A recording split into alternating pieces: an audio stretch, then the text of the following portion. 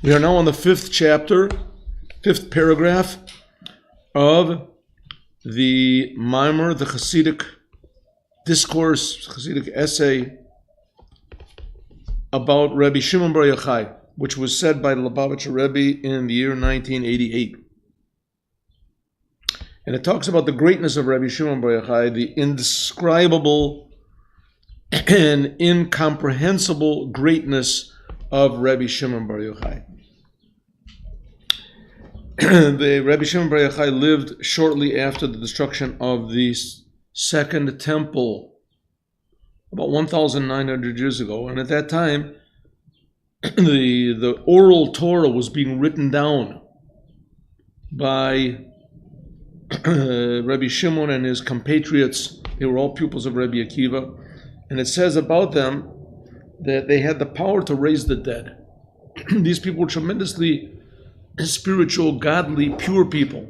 And nevertheless, all of the other compatriots and friends and pupils of Rabbi Shimon bar Yochai held him in such tremendous esteem that his pupils said that Rabbi Shimon is the face of God. It says 3 times a year you have to go up to the Holy Temple to see the face of God.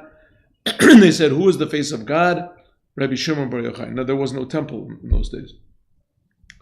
And also before that, they said that Rabbi Shimon is like Shabbos. He is holy. We are like mundane. We are like the weekdays, and he is like Shabbat. So the Rebbe asked the question, how could they say these things? And the answer given is that Rabbi Shimon, his greatness, his connection to God, and the ideas that came from this connection to his pupils were totally incomprehensible. In fact, it was as incomprehensible to them, the greatness of Rabbi Shimon, as the greatness of God was incomprehensible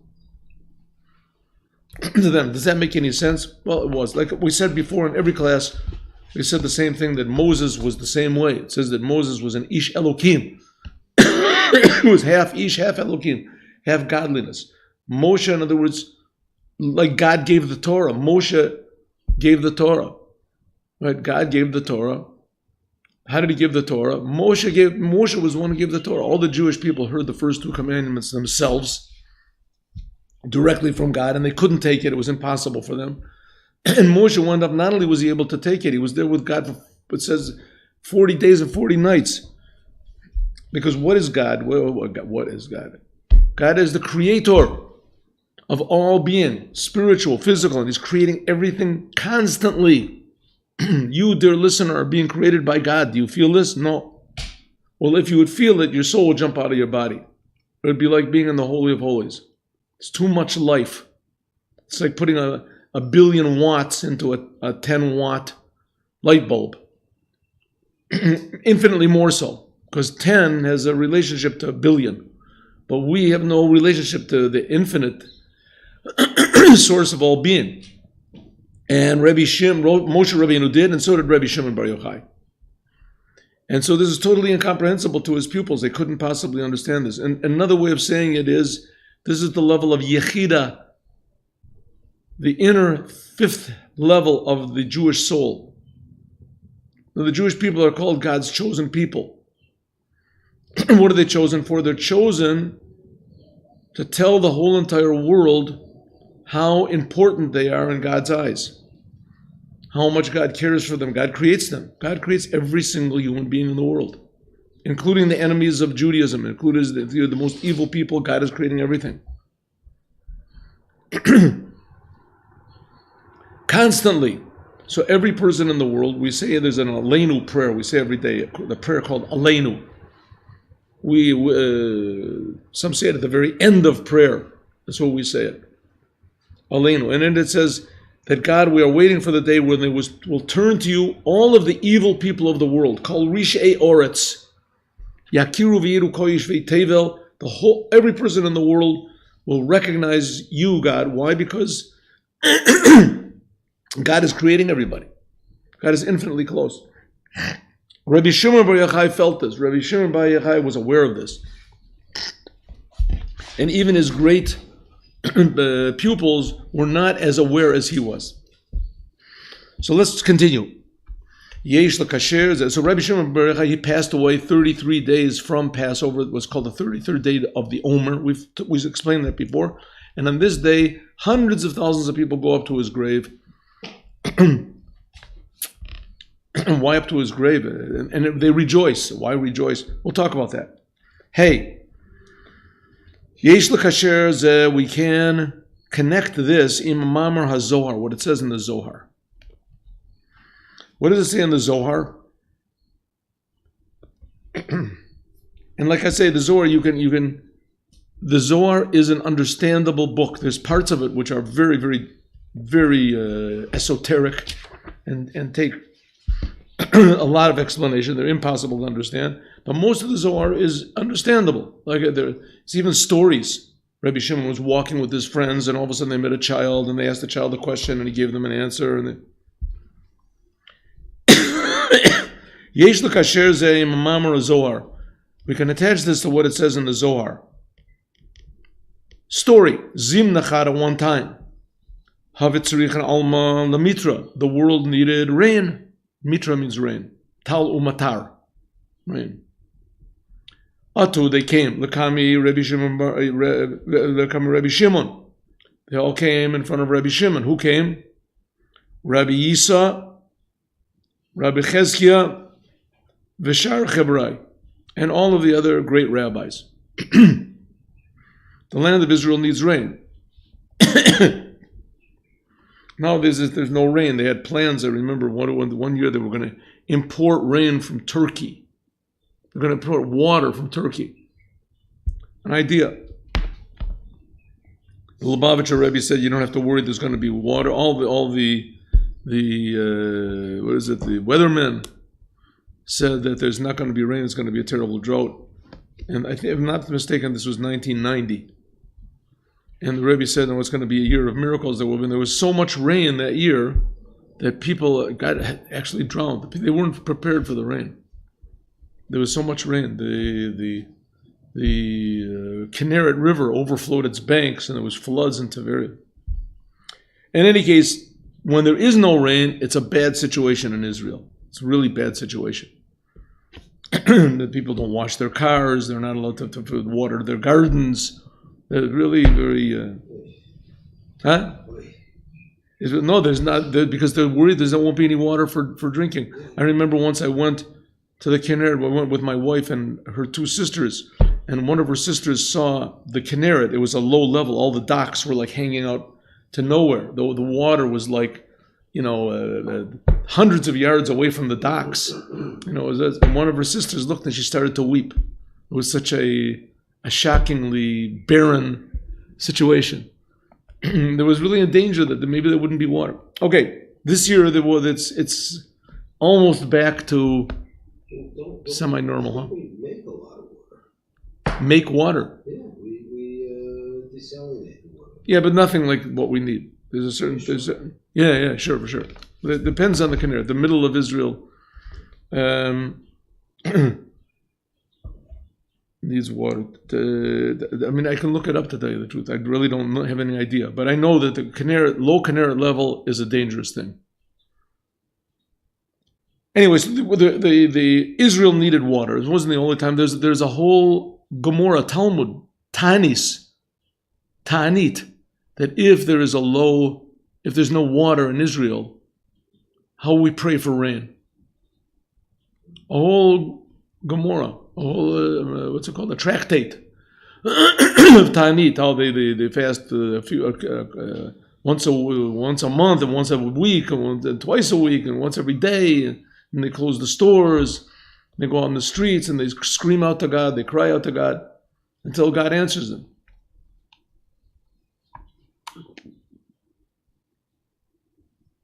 This is one time they needed rain. Everybody prayed. They did everything they were supposed to do. Didn't work. So they came to Rabbi Shimon bar Yochai, his pupils and compatriots, Rabbi Yisa, Rabbi Cheskia, V'al yedei shedorash lahem, and by means of this that he interpreted for them, gave different interpretations, Kabbalistic interpretations, on the pasuk Hine Matov Umanayim Shevet Achim Gam Yachad. It's one of the Shir Hamalot in Psalms. Behold how good and how pleasant when friends sit together. He explained, rain came.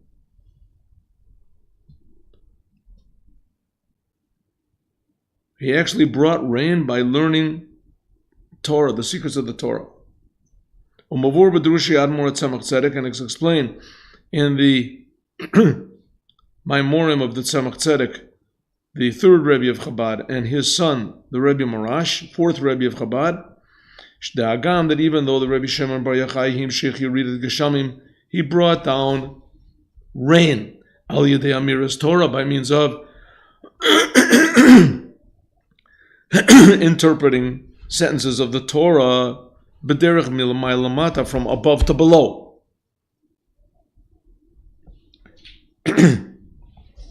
Okay, what does this mean, above to below?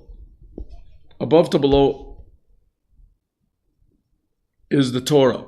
Prayer comes from below to above. What's this below to above and what's above to below? The Torah was given by God down to the Jewish people. It was given by God. It's like the telephone lines. God put all the lines down. A person who learns Torah, all he's just doing is just dialing the proper number. It's easy. You learn the Torah, and this connects you automatically to God. The thing that's not easy is appreciating it. Appreciating what God is. That you have to do from below to above. So a person who sits and learns Torah, doesn't make any difference who the person is. He sits and he learns the Torah. It has some sort of an effect on him, on his mind. He puts God's ideas into his mind. Like we say, the lines are already laid. So as soon as a person learns the Torah, it reconnects, it brings godliness down into the world. That's called from above to below. It's something like when God gave the Torah the first time. That's what's called milamayla lamata. Learning Torah is bringing godliness in the world from above to below. But mikol makom, nevertheless, there had to be for this. So why isn't, when the other rabbis, when they learned the Torah, why wasn't there any rain? The Torah, the lines are already laid, right? They just learn the Torah and rain should come. Mikol makom, nevertheless, this is not the accepted way to bring Torah, to bring rain. To bring rain, like it said in the tractate Tainit.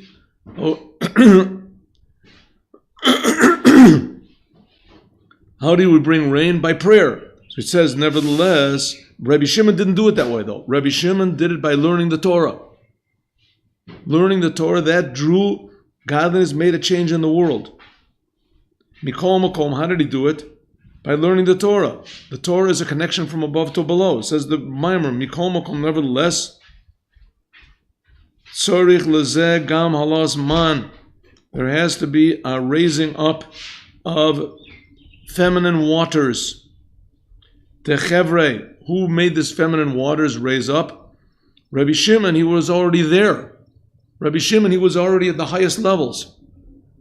He had to be aroused from below to above by who? By his pupils and his compatriots.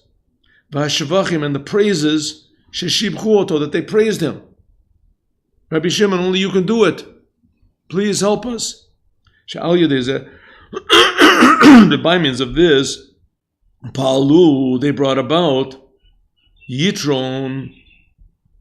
They added something to Rabbi Shimon Bar Yochai.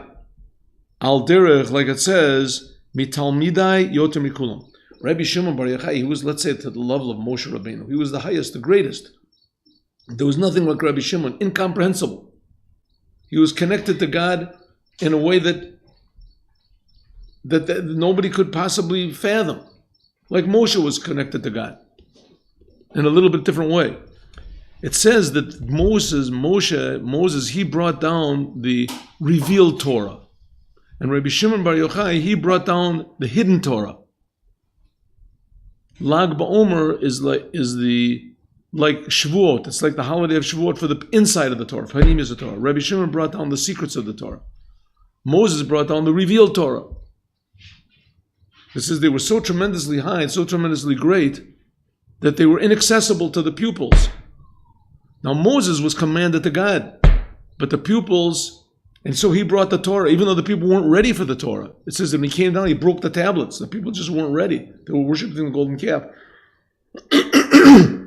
Rabbi Shimon didn't have any command that he had to give this over to the pupils if they weren't ready. So they had to show that they were ready. They had to arouse him, Rabbi Shimon bar Yochai, and praise him. You are great. You are like the Shabbos. You are the face of God. And by means of this, that arousal that they had from below gave him the ability to learn a sentence in the Torah. And by means of that, bring rain from the level where he already was at. Okay, Herschel.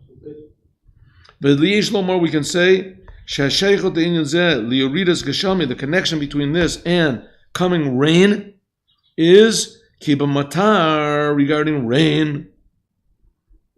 It is written ki lohim tir. In the beginning of creation, it's very interesting. Look in the Bible, and you'll see that it talks about goes over the whole 6 days of creation. And then it tells about, then came Shabbos, vayechulu hashamayim ba'oretz, and everything is finished. That's it. Then it starts over again. The whole story starts over again. And it has this interesting, it says that God creates the heavens and the earth in the creation. And he creates the plants, and he creates all these things. Tachei ha'aretz, desha, esav.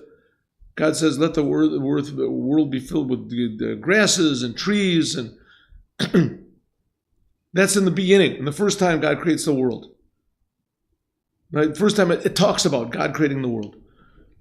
Then after that, all of a sudden it comes and it says, there was no rain in the world. And because there was no rain, so there was no plants. And the reason there was no rain was because there was no man to pray for rain and work on the ground. Right?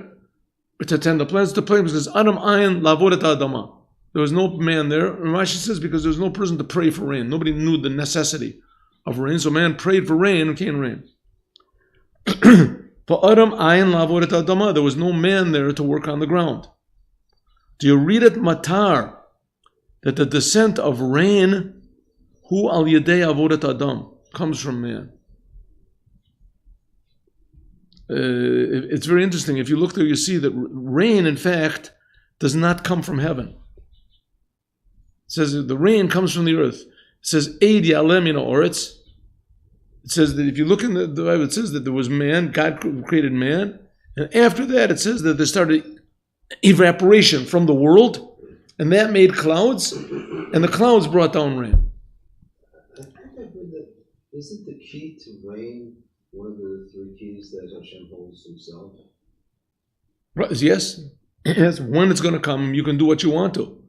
But there were certain, it says, Choni HaMagal, there's a story, famous story about Choni HaMagal. They demanded from God that there should be rain, and not a lot of rain, and not a little bit of rain, exactly the right type of rain. Ubefran, and especially out there, what is a tshuva? Rain comes because people do tshuva. Rain comes because Jews appeal to God. Incredible. Kamayim Rizal, like the rabbi say on the pasuk, V'yarov kamatar likhi. In the chapter Hazinu, right near the end of the book of Deuteronomy, so there's this beautiful poem that Moshe sings. Hazinu Hashemayim ba'dabera v'sishma orz imripi, says Yarov kamatar likhi. Says there should come matar like rain my teachings. Yarof. This word of Yarof is a strange word. So the rabbis say, the word Yarof also means to break your neck. To break a neck. Egla arufa. It says, Shivru abrios says arpan.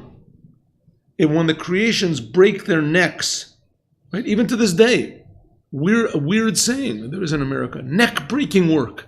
You ever heard that before? Back-breaking. Oh, it says back-breaking? Back-breaking work. Oh, back-breaking work. Neck breaking, but I've heard neck breaking. No, maybe I'm wrong. Okay, anyway, there is a okay. There is a saying. Break your neck. What? Break your neck. Break your neck doesn't the break. Okay, maybe. Okay, back breaking one. Okay, I guess I was wrong. Back breaking one, neck breaking. I thought. Okay. In English. Break your neck. Break your neck means working hard. Means working hard. Working hard. Break your neck. I've heard it before. Sure. I know Maybe that's before your time. backbreaking means heavy work. Oh, that's for sure. Yeah. Sure, back breaking. All right.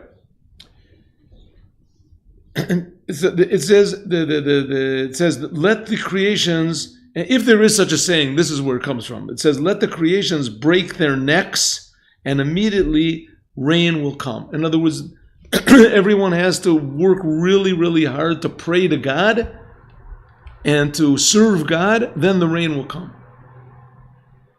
So it says. So breaking the neck means sort of like to be looking up. Okay, here it means working hard to change yourself. Working hard is Yeah, tshuva. tshuva, right? You can say, what are you talking about? What is? There's rain comes all over the world, right? You ever been in South America? So far as Gump, the rain a lot in Vietnam. Oh yeah, sure. You ever see it in all these places, the rainforest, right? These places, the rain comes down all the time. The rain comes down in the middle of the day. It can be a sunny day, beautiful. All of a sudden, 1 second, the clouds. The sky that starts rain comes. Nobody does tshuva, right? The most evil countries in the world. In Nazi Germany, World War II, I'm sure the rain came, right? Everybody was evil. How could it be? So the answer is that the world acts naturally, but in fact, it's a big miracle. In fact, everything that happens is a big miracle. Also, I think we're talking here about when we're not doing the right thing, God withholds the Right. rain, and then we have to do tshuva, bring the rain. Okay. But in fact, the fact of the matter is that everything that happens is a big miracle. And one of the biggest miracles is rain. You even make a blessing. It says the first rain of the year, you make a blessing. Rain is if you think about it, rain is just incredible. Rain is incredible. It just comes from the sky, this beautiful, pure water just pours down. Everybody needs water. It makes my car dirty. Rain? Every time it rains, the car gets dirty. Oh, your car gets dirty. I don't think the rain's as clean as it used to be. Okay, but just think of it, how good you feel when you clean your car. You'll read us about that. So it says in fact, that's one of the essences, the essential things of Jews. We're chosen to show the world that everything is a miracle. That everything in the physical world is a miracle. We learned about that a couple days ago. That the fifth year is the biggest blessing. Remember, because the job of the Jews is to praise God and show the world that the physical, normal things that everybody thinks is normal and natural is really a big miracle. Right. The divine is in the details. The Olasman. Okay, Ubiyarida Samatar, when there came down rain, by means of Rabbi Shimon saying, Torah, Rashbi, Milamai Lamata, from above to below. And that's halasman and the arousal of from below to above. We said mayim, that's mem nun, is mayim nukvin, feminine waters. Desire that comes from below to above, the pupils from below to above. This is shtei malot. These are the two malot. This is one of the shir hamalot. Shir hamalot says, Mihine mato v'umanayim shevat achim gam yachad. The mala tzadikim. This is the level of the tzaddikim, that they're already holy, and their holiness comes from above to below. And a mala of Bali Tshuva, and the mala of Bali Tshuva, that's the thing of coming from below to above. It says let's take a break. Yes, take a break. Short break.